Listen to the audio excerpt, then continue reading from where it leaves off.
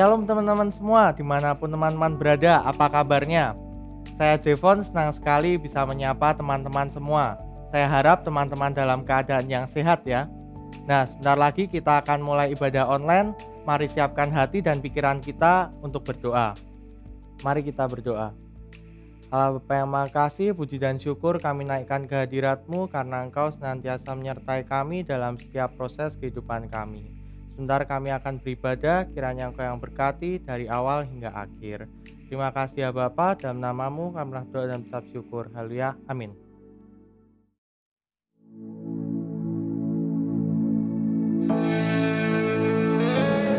Dimanapun kalian berada, dan apapun kondisi kalian saat ini, kita mau siapkan hati. Kita datang ke hadirat Tuhan, naikkan ucapan syukur bagi Dia Yesus Tuhan. Haleluya, kami mengucap syukur Tuhan. Di tengah luasnya samudra, di dalam badai bergelora, Engkaulah jangkar hidupku. Tak sekalipun ku goyah, firman-Mu terang langkahku, sumber damai dalam hidupku, dan ku aman di dalam-Mu. Penyertaan-Mu sempurna, sepasti mentari bersinar, begitu pun janji-Mu.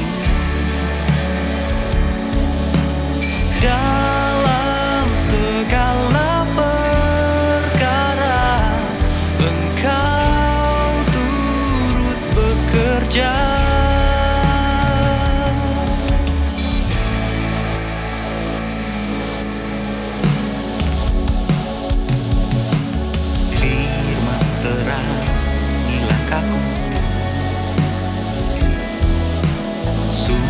Damai dalam hidupku, ku aman di dalam-Mu. Penyertaan-Mu sempurna, sepasti mentari bersinar, begitu pun janji-Mu. Dalam segala perkara Engkau turut bekerja, sepasti mentari bersinar, begitu pun janji-Mu. Dalam segala perkara Engkau turut bekerja.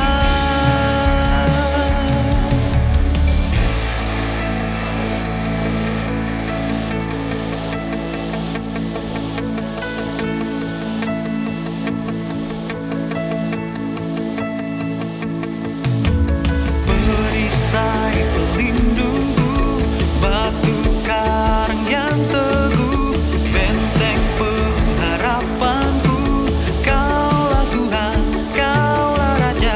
Perisai pelindungku, batu karang yang teguh, dan batu karangku, harapanku, Kaulah Tuhan, Kaulah Raja.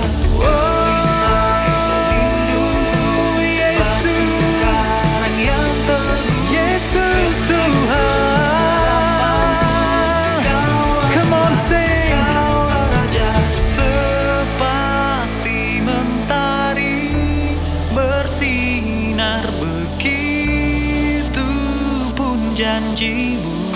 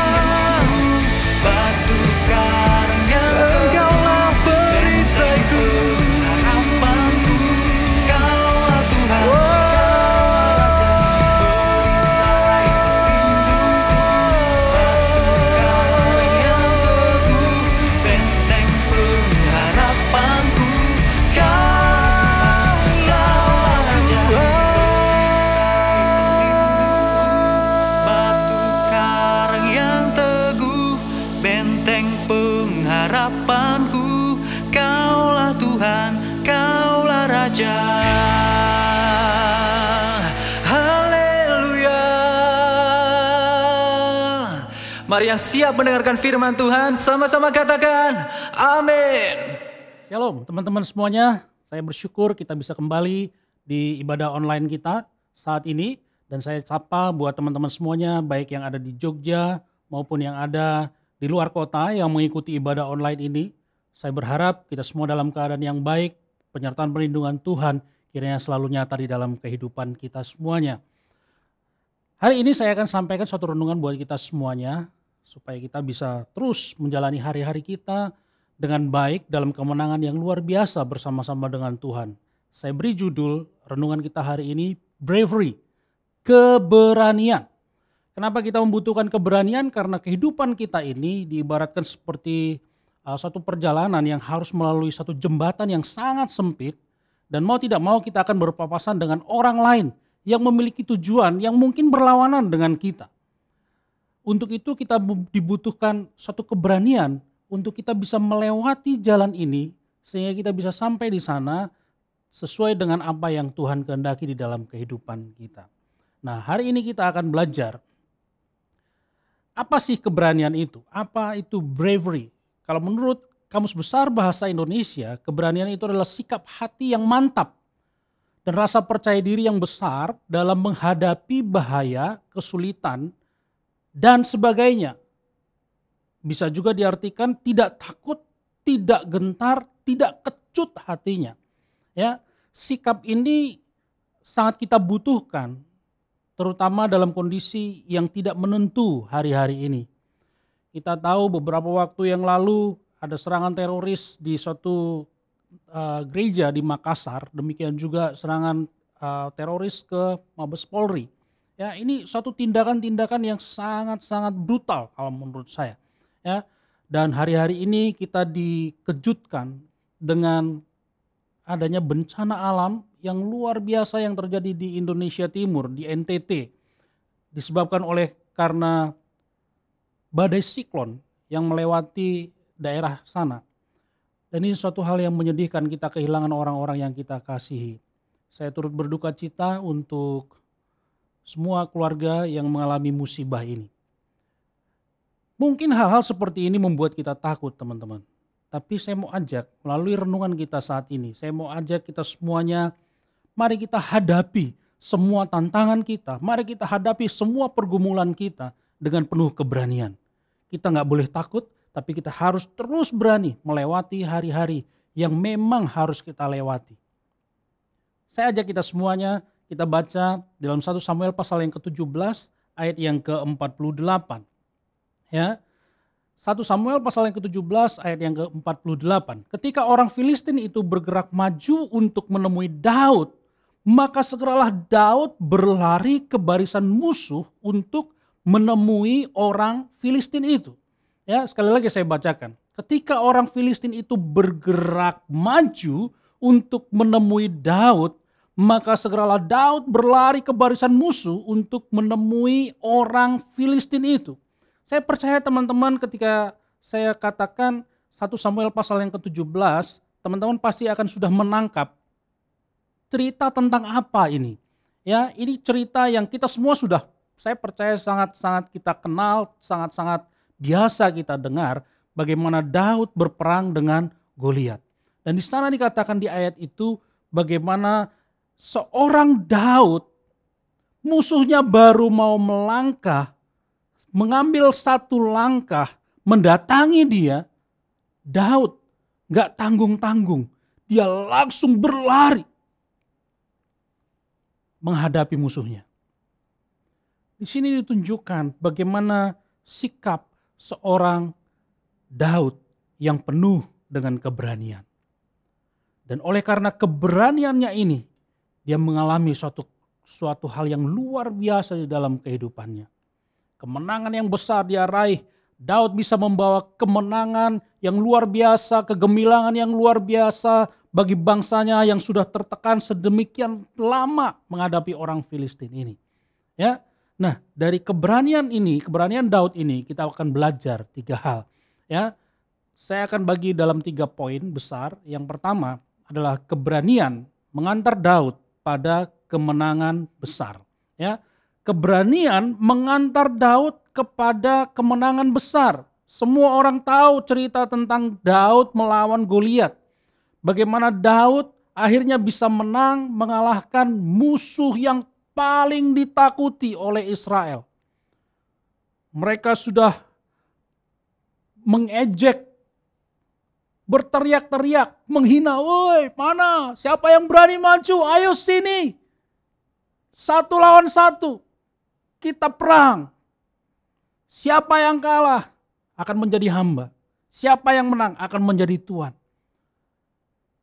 Berhari-hari orang Filistin mengejek, menghina, dan merendahkan bangsa Israel. Bahkan merendahkan Tuhannya orang Israel. Tapi kita semua tahu bagaimana endingnya. Daud mendapatkan kemenangan yang besar. Ya. Dan kemenangan ini ya disebabkan oleh karena keberanian dari Daud menghadapi musuhnya. Ketika semua orang dipenuhi dengan ketakutan, ketika semua orang bersembunyi karena takut menghadapi Goliat, justru Daud tampil menghadapi musuh yang paling ditakuti. Ya, keberanian ini lebih dibutuhkan lebih dari hanya sekedar perlengkapan dan kondisi yang ideal. Ya, di dalam 1 Samuel pasal yang ke-17 ayat yang ke-32 dan 39 sampai ayat yang ke-39 dikatakan demikian, "Berkatalah Daud kepada Saul, janganlah seorang menjadi tawar hati karena dia. Hambamu ini akan pergi melawan orang Filistin itu." Tetapi Saul berkata kepada Daud, "Tidak mungkin kau dapat menghadapi orang Filistin itu untuk melawan dia.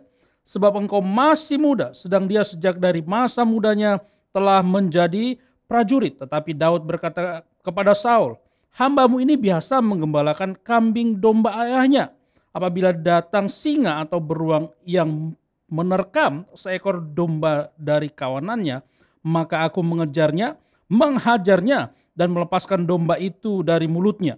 Kemudian apabila ia berdiri menyerang aku, maka aku menangkap janggutnya, lalu menghajarnya dan membunuhnya. Baik singa maupun beruang telah dihajar oleh hambamu ini, dan orang Filistin yang tidak bersunat itu akan sama seperti salah satu daripada binatang itu, karena ia telah mencemooh barisan daripada Allah yang hidup.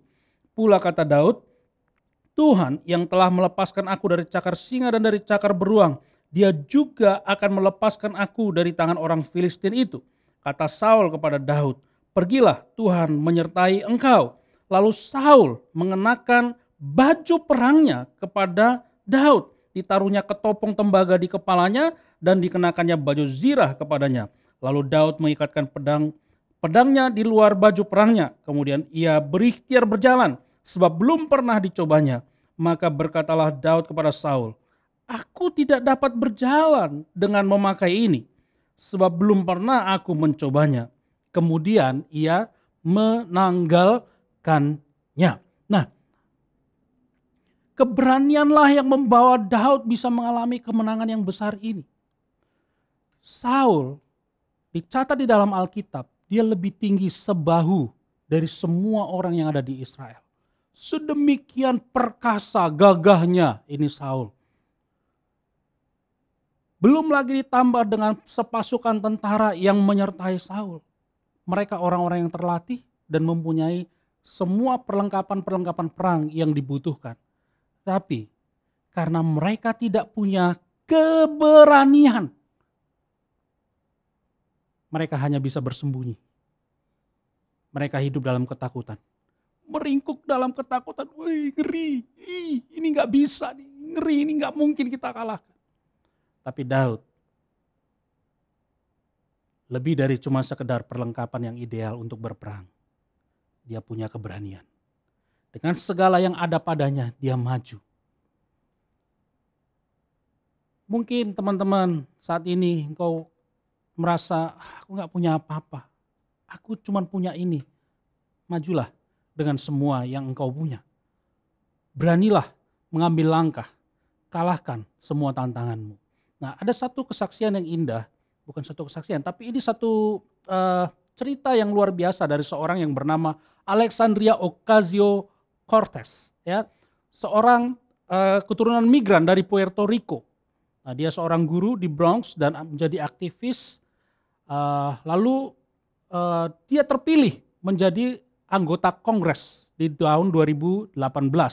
Dia menjadi perempuan termuda dari Partai Demokrat di Amerika Serikat, menjadi anggota Kongres. Nah, kalau teman-teman tahu, hidupnya itu tidaklah mudah, ya. Hidupnya itu tidaklah mudah. Sejak dari SMA dia sudah menghadapi kondisi papahnya yang sakit-sakitan, dan akhirnya ketika dia di waktu kuliah papahnya meninggal tanpa meninggalkan surat warisan. Karena itu dia harus berjuang supaya semua harta dari papahnya ini bisa mereka dapatkan. Tapi ternyata dari perjuangannya ini yang dia bertahun-tahun menyelesaikannya, dan akhirnya mereka harus kembali ke daerah di mana mereka sebelumnya tinggal, yaitu di daerah Bronx. Semua orang tahu daerah Bronx ini penuh dengan orang-orang yang berandal, ya. Tapi mereka mau tidak mau harus kembali ke sana, dan dia mengambil profesi menjadi seorang guru di sana, ya, dan juga menjadi aktivis. Namun saya catat di sini teman-teman, di awal karirnya, ya, dia harus kembali ke Bronx dan dia harus bekerja setelah lulus kuliah. Dia bekerja sebagai bartender dan pramusaji di sebuah taqueria. Ibunya bekerja sebagai pembantu rumah tangga dan sopir bus sekolah, ya. Lalu semasa awal-awal dia mulai berkarir di dunia politik, karena dia juga seorang aktivis. Dia untuk pertama kalinya sejak tahun 2004 tercatat, ya, di sana, ya, Ocasio-Cortez ini mengalahkan ketua kaukus Demokrat senior di sana, ya, senior di Partai Demokrat, Joe Crowley, ya. Dia mengalahkan orang ini dengan kondisi yang sangat-sangat jauh sekali, seperti Daud dan Goliat, ya. Dia di sana tidak punya dana, sementara Joe Crowley ini adalah senior yang sudah punya banyak pengalaman dan dia banyak pendukung. Dana yang dihabiskan oleh Joe Crowley itu sekitar 3,4 juta US dollar. Sementara Ocasio-Cortez hanya berapa ratus ribu dolar. Jadi perbandingannya sangat-sangat jauh sekali. Tetapi dengan kondisi yang ada padanya, dengan segala keterbatasan yang ada, dia maju dan dia memenangkan pemilihan anggota Kongres ini. Dan ini menjadi suatu berita yang besar di Amerika, menjadi satu kejutan yang besar. Wow, ini luar biasa sekali. Ini keren sekali. Perbandingannya terlalu jauh, tapi orang yang dianggap lemah, orang yang dianggap kecil, justru yang menang. Kenapa dia menang? Nah, dia punya satu prinsip yang luar biasa menurut saya. Deciding to be brave opens up way more possibilities than being perfect. Memilih untuk memutuskan untuk menjadi berani itu membuka jalan lebih luar biasa lagi, lebih banyak kemungkinan yang bisa diraih daripada hanya berjuang untuk menjadi sempurna. Gak perlu sempurna, teman-teman. Tapi dengan apa yang ada padamu, kalau engkau berani, kau ambil langkah, hadapi musuhmu dan kalahkan. Tuhan pasti akan menolong kita. Amin. Amin.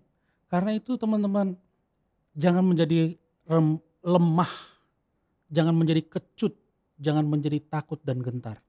Tapi mulailah ambil sikap yang berani terhadap musuh-musuh kita. Sikap yang berani, kalahkan tantangan dan pergumulan yang ada di depanmu. Nah, yang kedua teman-teman yang saya rindu sampaikan pada teman-teman semuanya. Keberanian Daud timbul dari pengenalan akan Tuhannya. Ya, dalam 1 Samuel pasal yang ke-17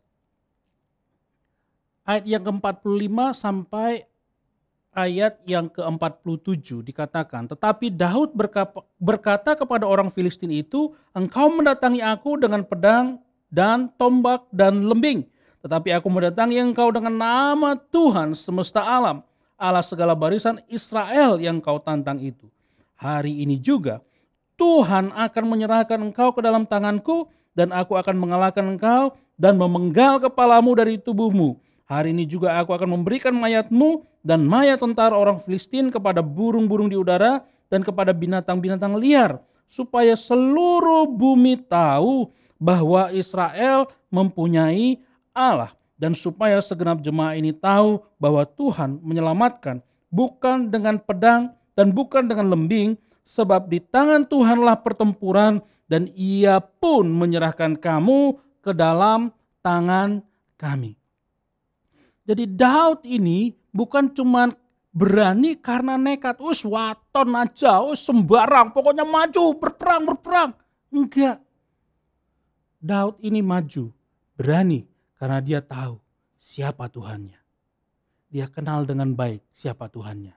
Daud berani karena dia tahu bahwa Tuhan yang berperang baginya. Tuhan yang menjadi perisai baginya. Senjata yang mengalahkan musuhnya itu bukan pedang, tombak, lembing, bukan. Tetapi justru Tuhan yang menjadi senjata untuk menghadapi musuhnya. Yang berikutnya teman-teman, Daud dia menjadi berani karena dia percaya bahwa Allah memakai dirinya sebagai alat untuk menegakkan nama Tuhan di hadapan semua orang. Ya, dia melihat dirinya sebagai orang yang berdaya guna. Dia melihat dirinya, aku bisa kok Tuhan pakai. Aku percaya Tuhan bisa pakai aku kok. Dia gak memandang dirinya rendah. Dia tahu kalau dia punya tujuan. Tuhan punya tujuan atas hidupnya. Teman-teman yang dikasihi oleh Tuhan, hidupmu juga punya tujuan. Kalau Tuhan panggil engkau untuk menjadi orang yang percaya, Tuhan panggil engkau menjadi umatnya, Tuhan punya tujuan untuk hidupmu. Kalau engkau ada hari ini, sebagaimana engkau ada, Tuhan punya tujuan untuk hidupmu. Jangan menjadi lemah, tapi bangkit, mulai ambil sikap, berani hadapi tantangan, berani hadapi pergumulan. Dan saya percaya teman-teman, Tuhan bisa pakai setiap kita untuk menjadi alatnya supaya nama Tuhan dipermuliakan di dalam kehidupan kita. Yang berikutnya teman-teman, apa Daud berani? Ya, kenapa Daud berani? Bukan karena nekat, tapi Daud berperang bukan untuk kemegahan dirinya, tapi Daud berperang sebagai alat Tuhan untuk kemuliaan nama Tuhan. Tuhanlah yang dimuliakan, bukan dirinya. Ada banyak orang yang berjuang, maju, mengandalkan kekuatannya untuk dirinya sendiri, untuk kemegahannya, untuk kebanggaannya. No. Kalau kita baca tadi, Daud tidak melakukan semuanya itu. Dia melakukan segala sesuatu karena dia percaya sama Tuhan. Tuhan bisa pakai hidupnya dan dia tahu betul bahwa dia itu hanya alat yang dipakai Tuhan supaya nama Tuhan boleh ditegakkan. Semua orang bisa mengenal Allah yang hidup. Mari teman-teman, kalau di antara kita punya pandangan yang seperti ini, mari kita mulai berubah. Jangan biarkan diri kita jatuh di dalam kesombongan ini. Jangan ambil bagian Tuhan. Biarlah setiap yang kita lakukan adalah untuk kemuliaan nama Tuhan. Biarlah hanya Tuhan yang ditinggikan di dalam kehidupan kita. Amin. Jadi keberanian kita karena kita tahu siapa Tuhan kita. Bukan karena diri kita, bukan karena kekuatan kita, tapi sungguh-sungguh semuanya dari Tuhan, oleh Tuhan, untuk kemuliaan nama Tuhan. Haleluya. Yang terakhir teman-teman, keberanian Daud menginspirasi banyak orang untuk menjadi berani. Ya, keberanian ini ternyata menular teman-teman. Ya, Musuh yang tadinya membuat orang takut, tentara yang tadinya sudah penuh dengan ketakutan, itu mereka berubah. Mereka tidak lagi menjadi orang yang sama karena sudah melihat ada satu contoh yang luar biasa. Nah, bagaimana dengan kita, teman-teman? Contoh seperti apa yang bisa kita tunjukkan kepada orang di luar sana? Contoh seperti apa yang kita bisa perlihatkan, pertontonkan kepada mereka? Apakah kita menjadi contoh yang baik untuk hal yang buruk? Ataukah kita bisa menjadi contoh yang baik akan hal-hal yang luar biasa, hal-hal yang indah? Ya. Dalam 1 Tawarik pasal yang ke-20 ayat 4 sampai ayat yang ke-8 dikatakan, sesudah itu timbullah pertempuran melawan orang Filistin di Gezer. Pada waktu itu Sibkai orang Husa memukul kalah Sipai, seorang dari keturunan raksasa, dan mereka ditundukkan. Maka terjadilah lagi pertempuran melawan orang Filistin. Lalu Elhanan bin Yair menewaskan Lahmi, saudara Goliat, orang Gad itu, yang gagang tombaknya seperti pesa tukang tenun.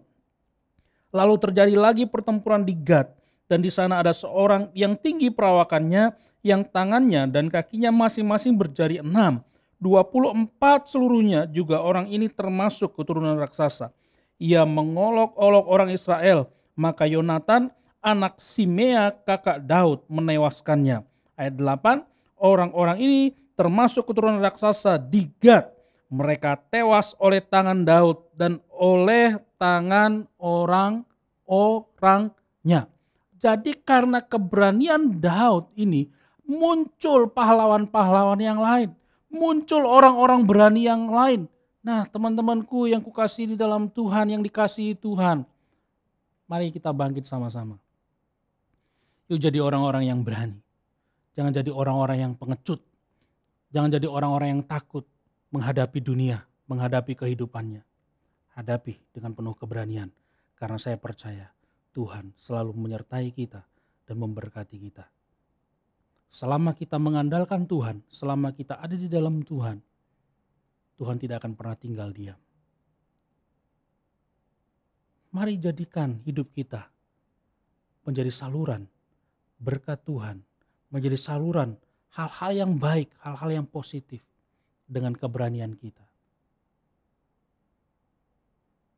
Jangan biarkan diri kita meringkuk dalam ketakutan, meringkuk dalam kegelisahan, dan akhirnya tidak mau pergi kemana-mana dan tidak melakukan apa-apa. Miliki keberanian. Berani sama-sama. Mari kita tutup ibadah ini dalam doa. Tuhan, kami berucap syukur untuk semua kebaikan-Mu, perkara-perkara yang Tuhan izinkan terjadi dalam kehidupan kami. Kami minta saat ini Tuhan, biar keberanian yang datang daripada Tuhan, Tuhan berikan kepada kami. Seperti Engkau memberikan keberanian kepada Daud yang mengenal Engkau secara pribadi. Kami juga rindu Tuhan, keberanian itu juga ditimbulkan di dalam kehidupan kami. Ajari kami untuk terus semakin hari mengenal Tuhan, supaya kami berani menghadapi hari-hari kami, melangkah menghadapi hari-hari kami yang kami tidak tahu pasti di waktu-waktu yang akan datang ini. Tapi kami percaya bersama-sama dengan Tuhan di dalam Tuhan, kami cakap menanggung segala perkara. Bahkan terlebih dari itu, kami percaya kami akan melakukan perkara-perkara yang besar bersama-sama dengan Tuhan. Berikan kami Tuhan kuasa-Mu, berikan kami pengurapan-Mu, sertai kami dengan roh-Mu Tuhan. Supaya kami boleh membawa terang Tuhan, membawa kemuliaan bagi nama Tuhan di tengah-tengah dunia yang tidak pasti ini. Jadikan kami semua orang-orang yang berani, dan biarlah nama Tuhan dipermuliakan dalam kehidupan kami. Terima kasih Tuhan, kami menyerahkan seluruh kehidupan kami, hari-hari kami ke depan di dalam berkat Tuhan. Dan saat ini teman-teman yang kasih dalam Tuhan, biarlah kiranya berkat Tuhan senantiasa ada atas hidup kita semuanya. Tuhan memberikan kita hikmat, Tuhan memberikan kita kecakapan di dalam studi pekerjaan kita, dan segala sesuatu yang kita lakukan semuanya boleh berhasil oleh karena nama Tuhan yang ada di dalam kehidupan kita. Terima kasih Tuhan, terima kasih. Kami serahkan seluruh hidup kami dalam kuat kuasa Tuhan. Di dalam satu nama Tuhan kami Yesus Kristus kami berdoa, kami mengucap syukur, dan kami percaya kami sudah menerima jawaban doa kami. Kita semua yang percaya dan diberkati bersama-sama katakan, amin. Tuhan kiranya memberkati kita semuanya dan jadilah orang-orang yang berani di dalam Tuhan. God bless dan selamat mengerjakan perkara-perkara yang luar biasa. Amin. Itu tadi ibadah kita pada hari ini. Saya percaya teman-teman semakin terberkati. Kita bertemu 2 minggu lagi. Untuk informasi lebih lanjut teman-teman bisa cek di media sosial kita. Saya Devon pamit undur diri. God bless you.